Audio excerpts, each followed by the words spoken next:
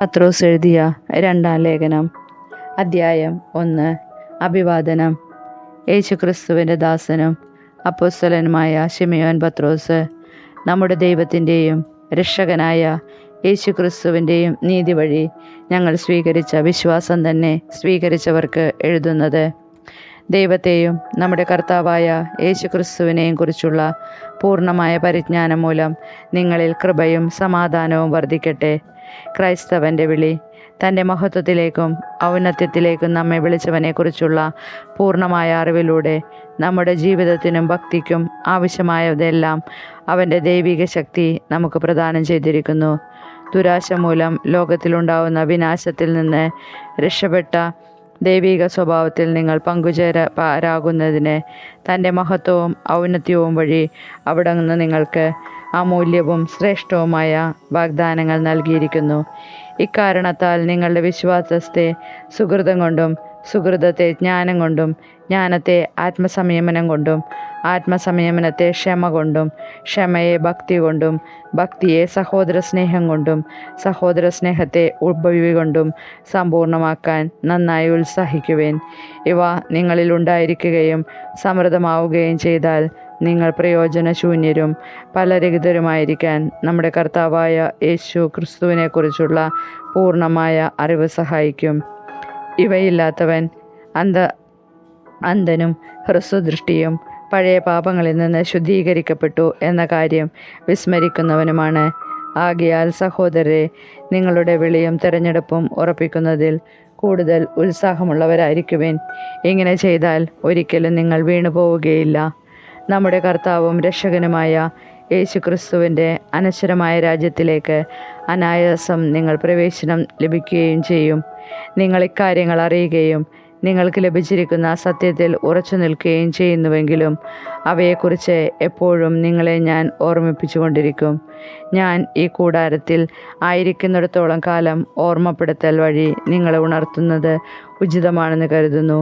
എന്തെന്നാൽ നമ്മുടെ കർത്താവായ യേശുക്രിസ്തു എനിക്ക് വെളിപ്പെടുത്തി തന്നിട്ടുള്ളതുപോലെ കൂടാരത്തിൽ നിന്നുള്ള എൻ്റെ വേർപാടിൻ്റെ സമയം അടുത്തിരിക്കുന്നു.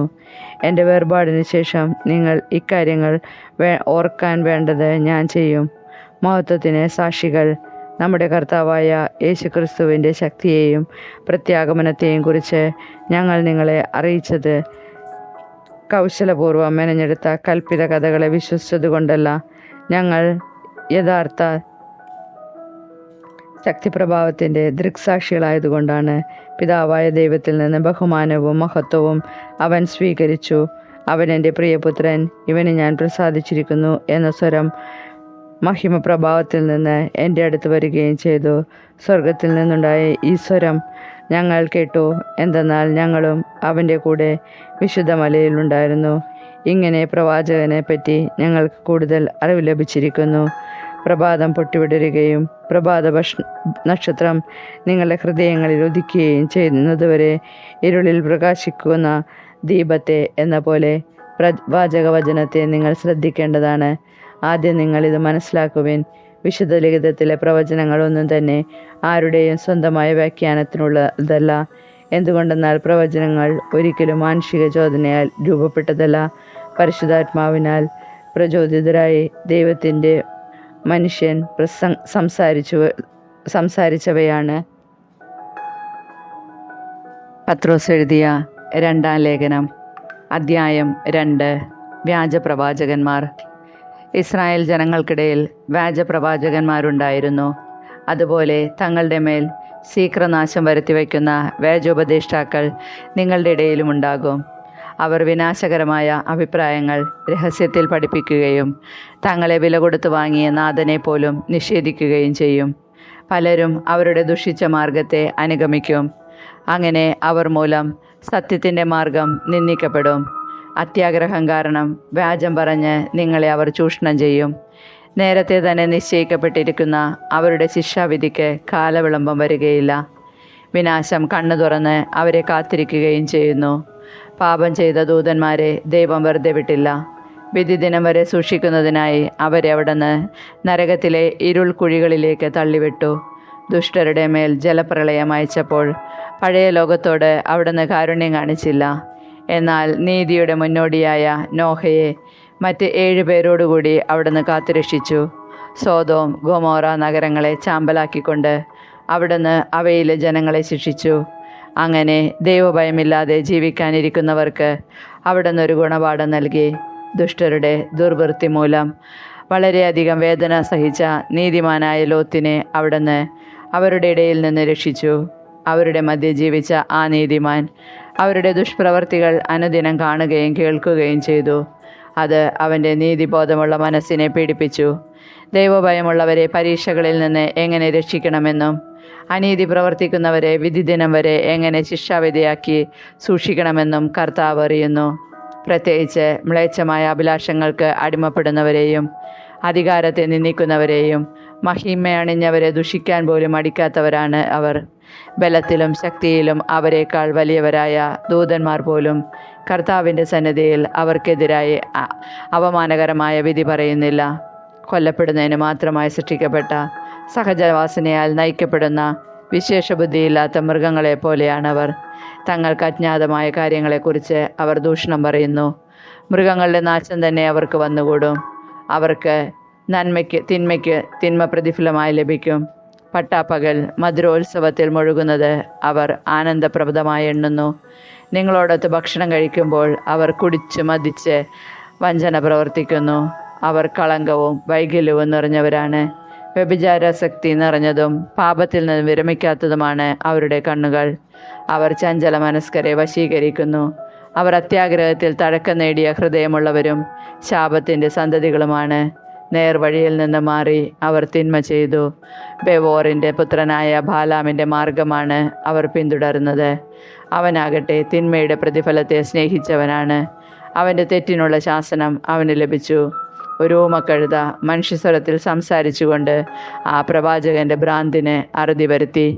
അവർ വെള്ളമില്ലാത്ത അരുവികളും കൊടുങ്കാറ്റിനാൽ തുരത്തപ്പെടുന്ന മൂടൽ മഞ്ഞുമാണ്.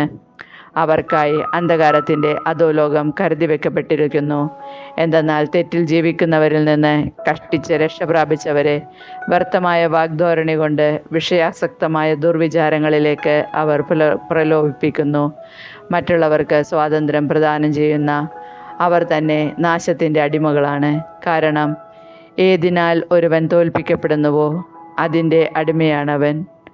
നമ്മുടെ കർത്താവും രക്ഷകനുമായ യേശു ക്രിസ്തുവിനെ കുറിച്ചുള്ള അറിവ് മൂലം അവർ ലോകത്തിൻ്റെ മാലിന്യങ്ങളിൽ നിന്ന് രക്ഷ പ്രാപിച്ചതിനു ശേഷം വീണ്ടും അവയിൽ കുരുങ്ങുകയും അവയാൽ തോൽപ്പിക്കപ്പെടുകയും ചെയ്യുന്നെങ്കിൽ അവരുടെ അന്ത്യസ്ഥിതി ആദ്യത്തേതിനേക്കാൾ മോശമായിരിക്കും.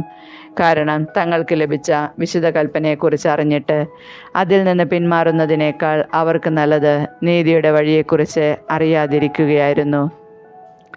നായി ഛർദ്ദിച്ചത് തന്നെ വീണ്ടും ഭക്ഷിക്കുന്നു, കുളിച്ച പന്നി ചെളിക്കുണ്ടിൽ വീണ്ടും ഉരുളുന്നു എന്ന പഴമൊഴി അവരെ സംബന്ധിച്ച് ശരിയാണ്.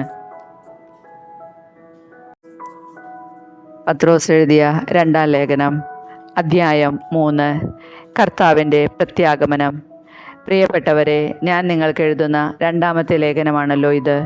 ഈ 2 ലേഖനങ്ങളിലും ചില കാര്യങ്ങൾ ഓർമ്മിപ്പിച്ചുകൊണ്ട് നിങ്ങളുടെ നിഷ്കളങ്ക മനസ്സിനെ ഞാൻ ഉണർത്തുകയാണ്. വിശുദ്ധ പ്രവാചകന്മാരുടെ വചനങ്ങളും നിങ്ങളുടെ അപ്പോസ്തലന്മാർ വഴി നിങ്ങൾക്ക് ലഭിച്ചിരിക്കുന്ന കർത്താവായ രക്ഷകൻ്റെ കൽപ്പനയും നിങ്ങൾ അനുസ്മരിക്കുവിൻ. ആദ്യം തന്നെ നിങ്ങളിത് മനസ്സിലാക്കണം. അധമവികാരങ്ങൾക്ക് അടിമപ്പെട്ട് ജീവിക്കുന്ന നിന്ദകർ നിങ്ങളെ പരിഹസിച്ചുകൊണ്ട് അവസാന നാളുകളിൽ പ്രത്യക്ഷപ്പെടും. അവർ പറയും, അവൻ്റെ പ്രത്യാഗമനത്തെക്കുറിച്ചുള്ള വാഗ്ദാനം എവിടെ? എന്തെന്നാൽ പിതാക്കന്മാർ നിദ്ര പ്രാപിച്ച നാൾ മുതൽ സകല കാര്യങ്ങളും സൃഷ്ടിയുടെ ആരംഭത്തിലുണ്ടായിരുന്ന സ്ഥിതിയിൽ തന്നെ തുടരുന്നല്ലോ. ദൈവത്തിൻ്റെ വചനത്താൽ ആകാശം പണ്ടുതന്നെ ഉണ്ടായെന്നും ഭൂമി വെള്ളത്താലും ഉറപ്പിക്കപ്പെട്ടിരിക്കുന്നുവെന്നും അന്നത്തെ ആ ലോകം വെള്ളത്താൽ നശിച്ചുവെന്നും ഉള്ള വസ്തുതകൾ അവർ വിസ്മരിക്കുന്നു. വിധിയുടെയും ദുഷ്ടമനുഷ്യരുടെ നാശത്തിൻ്റെയും ദിനത്തിൽ അഗ്നിക്കിരയാകേണ്ടതിന് ഇപ്പോഴുള്ള ആകാശവും ഭൂമിയും അതേ വചനത്താൽ തന്നെ സൂക്ഷിക്കപ്പെടുന്നു. പ്രിയപ്പെട്ടവരെ, കർത്താവിൻ്റെ മുൻപിൽ ഒരു ദിവസം 1000 വർഷങ്ങൾ പോലെയും 1000 വർഷങ്ങൾ ഒരു ദിവസം പോലെയുമാണ് എന്ന കാര്യം നിങ്ങൾ വിസ്മരിക്കരുത്. കാലവിളംബത്തെക്കുറിച്ച് ചിലർ വിചാരിക്കുന്നത് പോലെ കർത്താവ് തൻ്റെ വാഗ്ദാനങ്ങൾ പാലിക്കുന്നതിൽ താമസം വരുത്തുന്നില്ല. ആരും നശിച്ചു പോകാതെ എല്ലാവരും അനുതപിക്കണമെന്ന് അവിടുന്ന് ആഗ്രഹിക്കുന്നത് കൊണ്ട് നിങ്ങളോട് ദീർഘക്ഷമ കാണിക്കുന്നുവെന്നേ ഉള്ളൂ. കർത്താവിൻ്റെ ദിനം കള്ളനെ പോലെ വരും. അപ്പോൾ ആകാശം വലിയ ശബ്ദത്തോടെ അപ്രത്യക്ഷമാകും, മൂലപദാർത്ഥങ്ങൾ എരിഞ്ഞ് ചാമ്പലാകും, ഭൂമിയും അതിലുള്ള സമസ്തവും കത്തിനശിക്കും. ഇവയെല്ലാം നശ്വരമാകിയാൽ വിശുദ്ധിയോടും ദൈവഭക്തിയോടും കൂടെ ജീവിക്കുന്നതിൽ നിങ്ങൾ എത്ര ശുഷ്കാന്തിയുള്ളവരായിരിക്കണം. ആകാശം തീയിൽ വെന്തു നശിക്കുകയും മൂലപദാർത്ഥങ്ങൾ വെന്തുരുകയും ചെയ്യുന്ന ദൈവത്തിൻ്റെ ആഗമന ദിനത്തെ പ്രതീക്ഷിക്കുകയും ത്വരിതപ്പെടുത്തുകയും ചെയ്യുവിൻ. നീതി നിവസിക്കുന്ന പുതിയ ആകാശവും പുതിയ ഭൂമിയും അവിടുത്തെ വാഗ്ദാന പ്രകാരം നാം കാത്തിരിക്കുന്നു. ആകയാൽ പ്രിയപ്പെട്ടവരെ, ഇവ പ്രതീക്ഷിച്ചുകൊണ്ട് കളങ്കവും കറയുമില്ലാതെ സമാധാനത്തിൽ കഴിയുന്നവരായി നിങ്ങൾ അവനെ കാണപ്പെടാൻ വേണ്ടി ഉത്സാഹിക്കുവിൻ. നമ്മുടെ കർത്താവിൻ്റെ ദീർഘക്ഷമ രക്ഷാകരമാണെന്ന് കരുതിക്കൊള്ളുവിൻ. നമ്മുടെ പ്രിയപ്പെട്ട സഹോദരനായ പൗലോസ് തനിക്ക് ലഭിച്ച ജ്ഞാനമനുസരിച്ച് ഇക്കാര്യം തന്നെ നിങ്ങൾക്ക് എഴുതിയിട്ടുണ്ടല്ലോ. ഈ വിഷയത്തെക്കുറിച്ച് പറയുമ്പോഴെല്ലാം ഇങ്ങനെ തന്നെയാണ് എല്ലാ ലേഖനങ്ങളിലും അവൻ എഴുതിയിരിക്കുന്നത്. മനസ്സിലാക്കാൻ വിഷമമുള്ള ചില കാര്യങ്ങൾ അവയിലുണ്ട്. അറിവില്ലാത്തവരും ചഞ്ചല മനസ്കരുമായ ചിലർ മറ്റ് വിശുദ്ധ ലിഖിതങ്ങളെപ്പോലെ അവയെയും തങ്ങളുടെ നാശത്തിനായി വളച്ചൊടിക്കുന്നു. ആകയാൽ പ്രിയപ്പെട്ടവരെ, ഈ കാര്യം മുൻകൂട്ടി അറിഞ്ഞുകൊണ്ട് ദുഷ്ടരുടെ തെറ്റിനെ അനുകരിച്ച് നിങ്ങൾ സ്വൈര്യം നഷ്ടപ്പെടാത്തായിരിക്കാൻ ശ്രദ്ധിക്കുവിൻ. നമ്മുടെ കർത്താവും രക്ഷകനുമായ യേശുക്രിസ്തുവിൻ്റെ കൃപയിലും തന്നെക്കുറിച്ചുള്ള അറിവിലും നിങ്ങൾ വളരുവിൻ. അവന് ഇപ്പോഴും എന്നേക്കും മഹത്വമുണ്ടായിരിക്കട്ടെ. ആമേൻ.